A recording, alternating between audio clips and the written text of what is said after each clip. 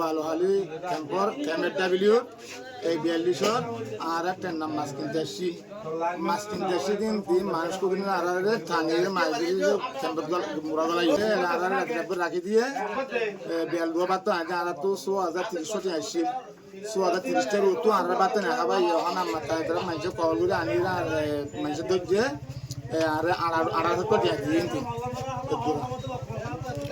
যে দলি গিয়ে তার মাগুবের দলি গিয়ে আর বলে তার আমার গছা দিল তার মার বলে এড়ি দিয়ে এ হারুন আর মাধ্যম করে টিয়া বুঝো নল আমাদের তো মাছ ন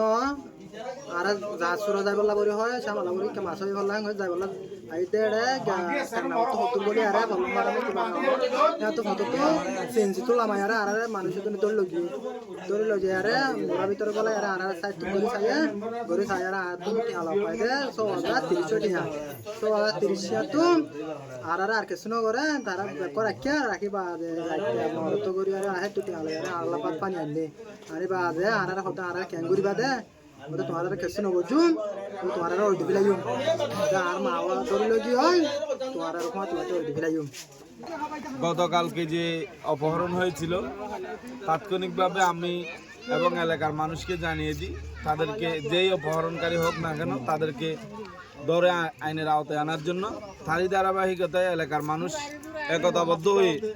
ধরে এনে আইনের হাতে সুবাধ্য করেছি। আমি সেই জন্য আমার টেকনাফ সদর ইউনিয়নের সর্বস্তরের জনসাধারণের 1 নম্বর ওয়ার্ডের যেখানে অপহরণ হবে সেখানে আমাদের প্রতিরোধ হবে, প্রতিবাদ হবে। আমরা তাদেরকে কোনো আশ্রয় প্রশ্রয় দেব না,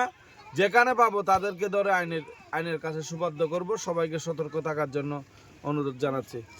গতকালকে রোহিঙ্গা ক্যাম্প হচ্ছে 2 জন লোক টেকনাফ বাজারে মাছ কিনতে